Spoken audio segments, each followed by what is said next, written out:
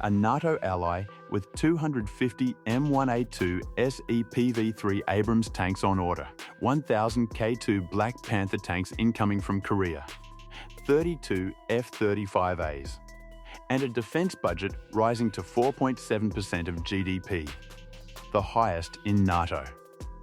This is how Poland became Europe's new heavyweight. Let's break down how powerful Poland's military really is in 2026. The strategic pivot. Why Russia changed everything. February 2022 changed Poland forever. Russia's full-scale invasion of Ukraine wasn't just a regional conflict. For Poland, it was a wake-up call that the threat everyone thought was hypothetical was now right next door. Poland shares an 800-kilometer border with Russia's Kaliningrad exclave and Belarus, a Russian client state. When Russian tanks rolled into Ukraine, Polish defense planners realized they had maybe 5 to 10 years to build a military capable of deterring the same fate. The response was immediate and massive. Poland announced it would triple its defense spending. The target, 4.7% of GDP by 2025. That's not a typo. 4.7. The highest defense spending ratio in NATO, higher than the United States, higher than any other European nation. This isn't just throwing money at the problem. It's a complete force structure overhaul. Poland is building a military designed for one specific mission: make any invasion of Polish territory so costly that Russia never attempts it. And the procurement list reads like a shopping spree through every major defense manufacturer on Earth. The goal is simple.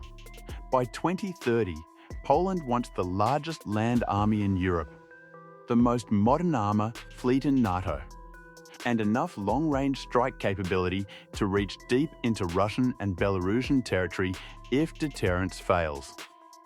That's not defensive posturing. That's building a military designed to fight and win. Land forces, the largest armor buy in NATO history. Let's start with tanks. Because Poland isn't buying a few dozen to modernize an aging fleet. Poland is buying over 1,200 modern main battle tanks in less than a decade. First, 250 M1A2 SEPV3 Abrams tanks from the United States. These are the most advanced Abrams variant in existence. Improved armor package. Third-generation thermal sights. Trophy active protection system. Upgraded fire control computer. Network-capable battlefield management systems. This is the same tank the US Army is fielding right now. Not export variants. Not downgraded models. Full-spec SEPV3. Deliveries started in 2024 and will continue through 2026. But here's where it gets interesting. Poland isn't stopping at Abrams. They're also buying 1,000 K2 Black Panther tanks from South Korea. 1,000. The K2 is one of the most advanced tanks on the planet. Autoloader for rapid fire rates. High-drop pneumatic suspension that allows hull-down positions on reverse slopes and can even adjust individual track height for urban combat. Active protection system. Soft kill countermeasures. Hard kill interceptors. Advanced composite armor. Korean-made 120 mm smoothbore gun that matches or exceeds NATO standard penetration. Poland is licensing production domestically. That means Polish factories will build most of these tanks on Polish soil. Jobs stay in Poland. Industrial capacity grows. And Poland gains the ability to maintain, upgrade, and even export these systems without relying entirely on foreign supply chains. Total armor fleet by 2030, over 1,200 modern MBTs. That's larger than France, larger than Germany, larger than the UK, the largest tank force in NATO Europe. But tanks need infantry support. Poland is also buying nearly 1,000 K9 Thunder self-propelled howitzers from Korea. These are 155 mm artillery systems with a range of over 40 kilometers using rocket-assisted projectiles. Automated loading, digital fire control, shoot and scoot capability to avoid counter-battery fire. Poland is also acquiring hundreds of Rosomak 8x8 wheeled APCs, Borsuk IFVs with unmanned turrets and additional support vehicles. The land army isn't just getting bigger, it's getting smarter, faster, and more lethal. Air power. F-35S A&D Korean fighters. Poland's Air Force is undergoing a similar transformation. The backbone of the modernization, 32 F-35A Lightning II stealth fighters. Poland signed the deal in 2020. First deliveries expected by 2026. The F-35 isn't just a fighter, it's a flying sensor node. Stealth allows it to operate in contested airspace where fourth-generation jets would be shot down. Advanced radar and electronic warfare systems let it see and jam enemy systems from beyond visual range. Data fusion integrates information from ground radar, naval assets, satellites, and other F-35s, creating a shared battlefield picture across the entire Polish military. For a country facing potential Russian aggression, the F-35's ability to penetrate air defenses, gather intelligence, and strike high-value targets deep inside enemy territory is exactly what deterrence looks like. But Poland isn't stopping there. They're also buying 40 8F-50 light fighters from Korea. These are advanced trainer/light combat aircraft, perfect for air policing, close air support, and pilot training. They're cheaper to operate than F-35s, freeing up the stealth fighters for high-end missions while the FA-50s handle lower-intensity taskings. And then there's the rotary wing upgrade. Poland is acquiring Apache Guardian attack helicopters from the United States. R-64Es with longbow radar, Hellfire missiles, and 30mm chain guns. These are the same helicopters the US Army uses to kill tanks, support ground troops, and conduct deep strike missions. The combination of F-35s for air dominance and deep strike, FA-50s for multi-role taskings, and Apaches for close air support gives Poland a layered air capability that didn't exist 5 years ago. Long-range strike. HIMARS A&D MLRs dominance here's where Poland's procurement gets truly aggressive. Poland is acquiring 288 HIMARS launchers. 288. For context, the United States Army has about 500 HIMARS and M270 launchers total. Poland, a country with a tenth of America's population, will operate over half that number. HIMARS is a truck-mounted multiple rocket launcher system. It fires GPS-guided rockets with a range of up to 90 kilometers.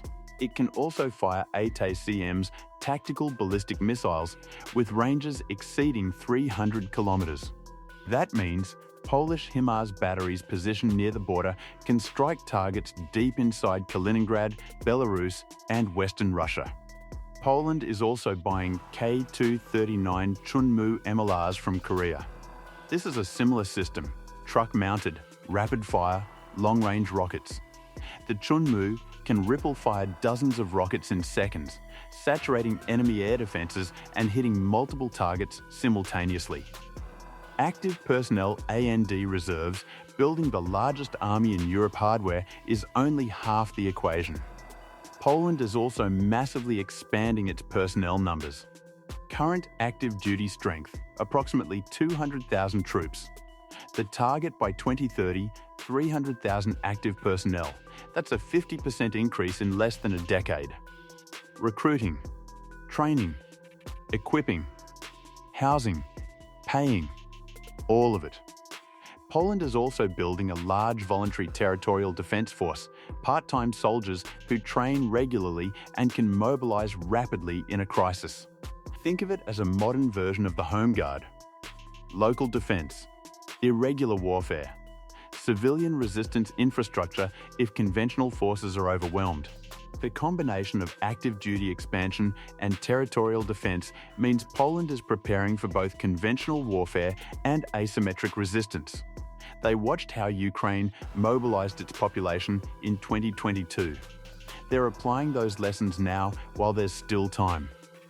Training standards are also rising. Poland sends its forces to NATO exercises regularly. Joint training with US, British, and German forces. integration with NATO command structures, practicing combined arms maneuver, air-land coordination, and rapid deployment. This isn't a conscript army learning to march. This is a professional force training to fight a peer adversary using modern combined arms doctrine. Defense industry, building it at home Poland, isn't just buying foreign weapons. They're building domestic production capacity. The K2 Black Panther tanks will be assembled in Poland under license. The K9 Howitzers will be produced domestically. The FAR-50s will involve Polish industrial participation. Poland's state-owned defense conglomerate, PG Olka Grupa Zbrojenia, coordinates domestic production. Polish factories already build the Krab self-propelled howitzer, the Rosomak and various ammunition types. The strategy is clear. Buy the best systems available internationally, but build as much as possible domestically. That keeps money in the Polish economy. Creates high-skilled jobs. Builds industrial capacity that can surge production in wartime. And reduces dependence on foreign supply chains that could be cut off during a crisis. Poland is also investing heavily in ammunition production. Factories producing 155 mm artillery shells, rocket motor propellant, and precision-guided munitions. Because the war in Ukraine taught everyone that modern combat consumes ammunition at rates peacetime production can't sustain. Poland is fixing that problem before it becomes a problem. The country Russia fears most so, how powerful is Poland's military in 2026? Powerful enough that Russia now views Poland as the most significant conventional threat on its western border.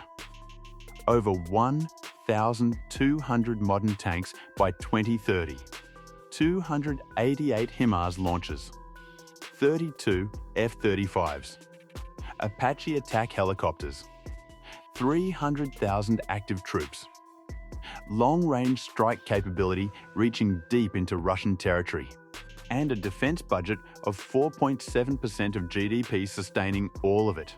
This isn't the Poland of 2020. This is a military designed to fight and win a major land war. And Russia knows it. Poland won't fight a major war alone. But if NATO ever has to fight on its eastern flank, Poland will be the country carrying the heaviest load. The most troops, the most armor, the most artillery, and the most willingness to spend whatever it takes to deter the threat next door. Next video, we're covering Taiwan's military, how the island is preparing for the scenario everyone hopes never happens. Subscribe so you don't miss it. Because Poland just showed the world what serious deterrence looks like. And the lesson is simple. If you want peace, prepare for war.